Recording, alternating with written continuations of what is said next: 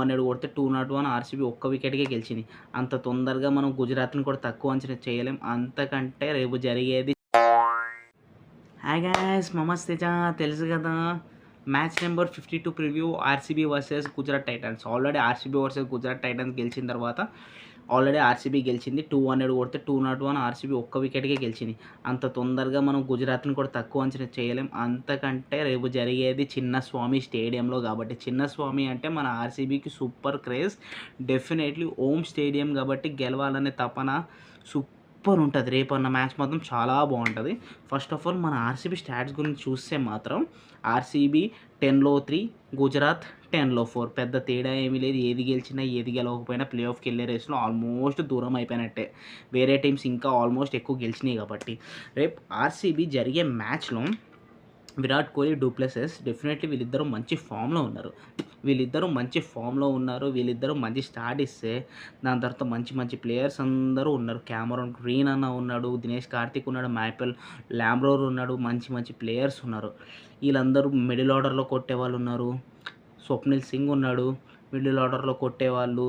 చాలా చాలా మంచి మంచి ప్లేయర్స్ ఉన్నారు. మన క్యామరాన్ గ్రీన్ అయితే బ్యాటింగ్తో ఆడగలుగుతాడు, బౌలింగ్తో ఆడగలుగుతాడు. కానీ ఈ ఇయర్ ఏంటి అంటే యావరేజ్ పర్ఫార్మెన్స్ అని నాకు అనిపించింది. దాని తర్వాత బౌలింగ్ లైనప్కి ఆర్సీబీ దగ్గరికి వస్తే మాత్రం బౌలింగ్ లైనప్ బాగుంది. కానీ ఏంటి అంటే యష్ దయాల్, మొహమ్మద్ సిరాజ్, లాకీ ఫెర్గ్యూసన్, మొహమ్మద్ సిరాజ్ వీళ్ళిద్దరు పేస్ ఈజీగా 140+ రాగలుగుతుంది. కానీ ఈ ఇయర్ సిరాజ్ అంత ఫామ్లో లేడు. కానీ వీళ్ళిద్దరు top class bowlers. Karan Sharma అన్న, విలియం జాక్స్ అన్న. కానీ ఈ ఇయర్ బ్యాటింగ్తో ప్రూవ్ చేసుకుంటే విలియమ్సన్ మాత్రం మొన్న లాస్ట్ మ్యాచ్ మాత్రం 100 runs కొట్టాడు. బ్యాటింగ్తో బౌలింగ్తో మాత్రం ఇచ్చి పడేస్తాడు. Allrounder department William Jacks one of the crucial player in RCB ఈ ఐపీఎల్లో. మనకి గ్లెన్ మ్యాక్స్వెల్ లేడు కాబట్టి డెఫినెట్లీ రేపు చిన్నస్వామి స్టేడియం జరుగుతుంది కాబట్టి విలియం జాక్స్ పర్ఫార్మెన్స్ అనేది చాలా ఇంపార్టెంట్. దాని తర్వాత రేపు గుజరాత్ టైటన్స్ విషయానికి వస్తే గుజరాత్ టైటన్స్ బ్యాటింగ్ డిపార్ట్మెంట్ బాగుంది, బౌలింగ్ డిపార్ట్మెంట్ బాగుంది. కానీ ఆడేది మాత్రం కొంచెం తక్కువ. స్టార్టింగ్ రుతుమాన్ సహా అన్న, శుభ్మన్ గిల్ అన్న, కానీ అంత పర్ఫార్మెన్స్ మామూలుగానే ఉంది. స్టార్టింగ్లో శుభ్మన్ గిల్ బాగానే ఆడాడు. దాని తర్వాత మధ్యలో మళ్ళీ తగ్గిపోయింది.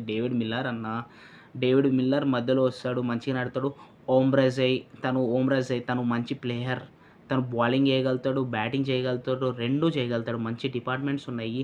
రాహుల్ తివాటియా అన్న, రషీద్ ఖాన్ అన్న మంచి ప్లేయర్స్ ఉన్నారు. బ్యాట్స్మెన్స్ అయితే డెఫినెట్లీ అన్డౌటెడ్లీ నాకు గుజరాత్ టైటన్స్ విషయంలో బౌలింగ్ డిపార్ట్మెంట్ స్పిన్ అనేది చాలా ఇష్టం. రషీద్ ఖాన్ ఉన్నాడు, సాయి సుదర్శన్ బ్యాటింగ్ డిపార్ట్మెంట్ ఉన్నాడు, బౌలింగ్ చేయగలుగుతాడు.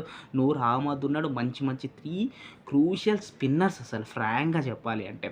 మళ్ళీ దాని తర్వాత మోహిత్ శర్మ ఉన్నాడు, విలియం జాక్స్ కూడా బౌలింగ్ చేయగలుగుతాడు. మంచి మంచి బౌలర్స్, ఫాస్ట్ మంచి మంచి ప్లేయర్స్ ఉన్నారు. అసలు ఈ మ్యాచ్లో నాకు గుజరాత్ టైటన్స్లో స్టార్టింగ్లో చూసినప్పుడు వీళ్ళ బౌలింగ్ డిపార్ట్మెంట్ చాలా స్ట్రాంగ్గా ఉంది. కానీ బ్యాటింగ్ డిపార్ట్మెంట్ ఇలా తగ్గుతూ వస్తుంది. కొడుతున్నారు కానీ లాస్ట్ మినిట్లో బౌలింగ్ డిపార్ట్మెంట్ వల్ల కొన్ని రన్స్ వెళ్తున్నాయి. ఏంటి అంటే మనం ఎక్స్పెక్ట్ చేయలేం. ఐపీఎల్ అనేది 20 overs టోర్నమెంట్ కాబట్టి ఎప్పుడు ఏదైనా జరగచ్చు.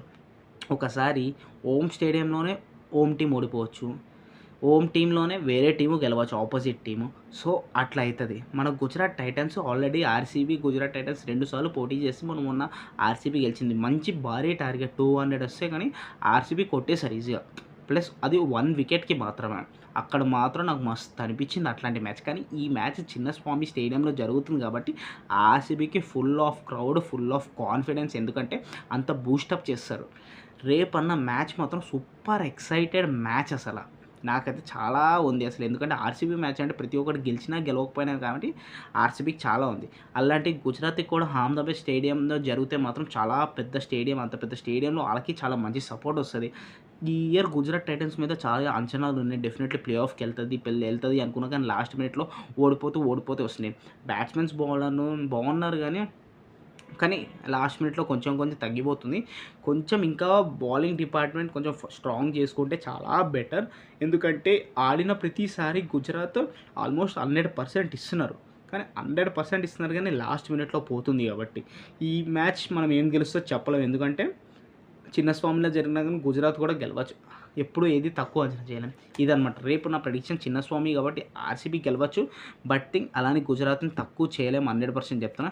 ఇదనమాట tomorrow match number 52 preview RCB warriors Gujarat Titans. Please subscribe Mama's Teja YouTube channel. Love you all.